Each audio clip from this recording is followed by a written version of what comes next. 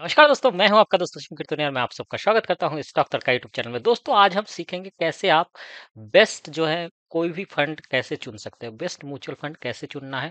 उसके लिए कुछ पैरामीटर होता है जो आपको ध्यान रखना है। वो क्या पैरामीटर है वो हम यहाँ पे समझने की कोशिश करेंगे। तो चलिए देखते हैं दोस्तों, ये मेरा पोर्टफोलियो है म्यूचुअल फंड का, जिसमें कि देखिए मैंने 3,65,000 निवेश किया है और अभी करंट वैल्यू यदि देखेंगे 4,83,000 है और प्रॉफिट यदि देखेंगे कितना है 1.17 लाख का प्रॉफिट है। 1,17,000 का प्रॉफिट है और यदि ओवरऑल रिटर्न देखेंगे वो कितना है 32% का ओवरऑल रिटर्न है। और यदि ये जो रिटर्न है 32% क्या है, एब्सोल्यूट रिटर्न है। एब्सोल्यूट रिटर्न मतलब कितना है कि अभी मतलब कितना मैंने लगाया और कितना गेन हुआ वो चीज दिखा रहा है। बट एक्चुअली हमें ये नहीं देखना है, आपको क्या देखना है XIRR। ठीक है, तो XIRR मेरा कितना है 24%। 24% का मतलब समझ में आता है दोस्तों। XIRR कब कैलकुलेट करते हैं कि जब मान लीजिए मैं महीने में आज जमा किया, फिर कुछ दिन बाद फिर जमा किया, या फिर इस महीने कुछ जमा किया, अगले महीने कुछ जमा किया, फिर 2 महीने छोड़ दिया, फिर जमा किया। तो जब क्या होता है ड्यूरेशन अलग अलग होता है, जो मतलब टाइम ड्यूरेशन अलग अलग होता है और अलग अलग अमाउंट होता है, उस केस में हम XIRR निकालते हैं। तो XIRR का मतलब क्या है, एक तरह से हमारा सालाना रिटर्न यदि समझ ले वो चीज है। तो यहाँ पे कितना है 24%, जो कि बहुत ही अच्छा रिटर्न है। तो ये चीज, ये तो मेरा पोर्टफोलियो हो गया। अब हम क्या करते हैं दोस्तों, म्यूचुअल फंड में हम थोड़ा-सा हम समझने की कोशिश करेंगे।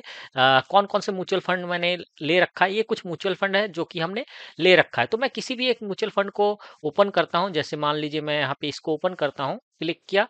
तो यहाँ पे देखिए म्यूचुअल फंड जब भी आप खोलेंगे तो यहाँ पे कुछ आपको वो मिलेगा कि मतलब इसमें क्या-क्या चीज़ है देखने लायक। तो एक चीज़ आप देखिए, यहाँ सबसे पहले क्या होता है एनएवी। एनएवी मतलब इसमें क्या होता है, इसका जो प्राइस चल रहा है करंट, नेट एसेट वैल्यू, वो चीज़ है। तो कितना है 872 रुपए इसकी एनएवी है, मतलब ये इसका प्राइस चल रहा है। और दोस्तों यहाँ पे यदि देखेंगे CAGR ग्रोथ रेट, ये क्या है कि कितने साल आपको देखने को मिलता है। ये जैसे कि मैं जीरोधा का प्लेटफॉर्म यूज कर रहा हूँ, कॉइन प्लेटफॉर्म, उसमें 5 साल का दिया है। 1 साल का रिटर्न कितना है 35% CAGR, 2 साल का यदि देखेंगे 21%।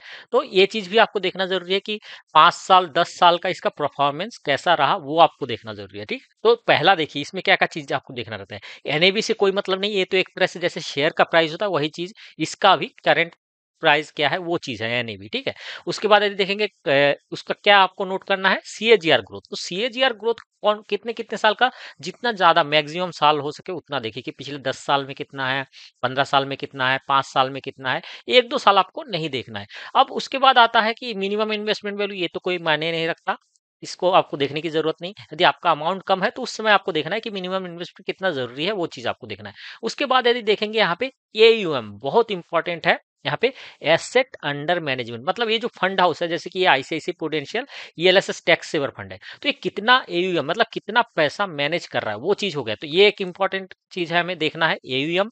फिर CAGR ग्रोथ 10 साल 15 साल, जितना साल का आपको मिल सके वो देखना है।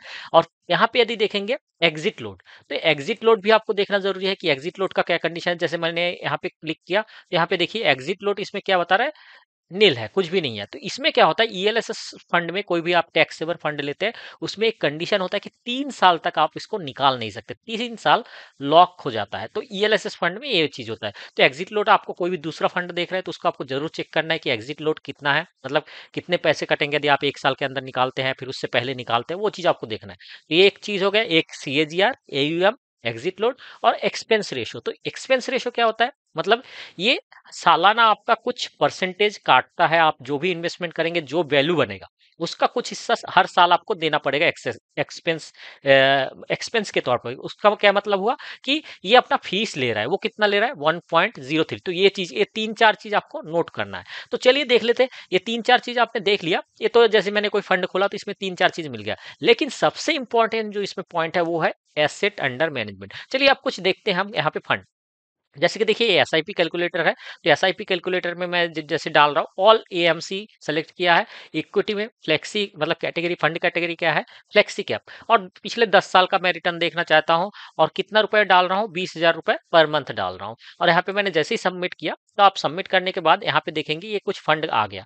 तो इसमें यदि देखेंगे AUM, अब AUM क्या है, यहाँ पे अलग अलग AUM है, कम ज्यादा है। तो इसको मैं क्लिक कर देता हूँ। ताकि क्या हो जाए, ये क्या है सबसे कम वाला एयूएम ऊपर आ गया, फिर मैं क्लिक किया तो यहाँ सबसे ज्यादा एयूएम वाला आ गया। अब देखिए पराग पारिक फ्लेक्सी कैप, इसका सबसे ज्यादा एयूएम है कितना, 55,000 करोड़ का ये एसेट मैनेज कर रहा है। इसी तरह एचडीएफसी फ्लेक्सी कैप देखेंगे, इसका ये भी 47,000 करोड़ का। यदि कोटक फ्लेक्सी कैप देखेंगे, ये भी कितना 44,000 करोड़ का फंड मैनेज कर रहा है। अब यदि रिटर्न देखेंगे, सीएजीआर ग्रोथ देखिए कितना अच्छा है, 20%, 18%, 15%। और यूटीआई फ्लेक्सी कैप 25,000 मैनेज कर रहा है, इसका कितना है 12%। और यदि नीचे आएंगे, यदि आप देखेंगे कौन सा जो मतलब कम फंड जो मैनेज कर रहा है, तो उसका भी यदि देखेंगे तो इनका जो रिटर्न है वो थोड़ा सा कम है। तो हमें हमेशा क्या ध्यान रखना है, जो एयूएम है वो यदि ज्यादा होगा बहुत अच्छी बात है, उससे उसका क्या मतलब होता है कि लोगों का इसके ऊपर ट्रस्ट है और एक कोई नया फंड नहीं है, काफी टाइम से मैनेज कर रही है। तो चलिए अब लमसम में कुछ दिखा देता हूँ आपको। यहाँ पे लमसम पे क्लिक किया और जैसे स्मॉल कैप सेलेक्ट किया 10 साल के लिए, कितना 10 लाख मान लीजिए मैं एक टाइम निवेश करता हूँ, ठीक है। तो कितना रिटर्न बन के आया है वो देखते हैं। तो यहाँ पे हम फिर से वही चीज करेंगे, क्या एयूएम वाइज। तो एयूएम देखिए, Nippon India small cap fund AUM कितना है 45,000 करोड़ का।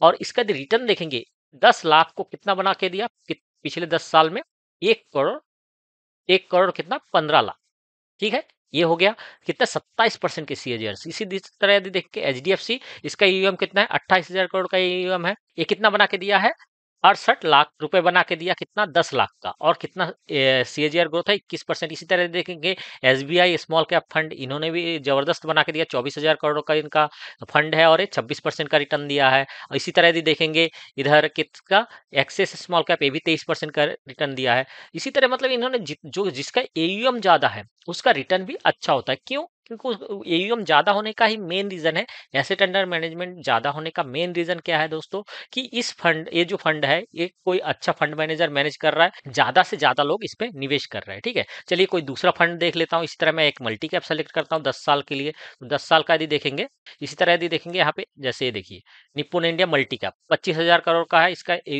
रिटर्न कितना है 17%।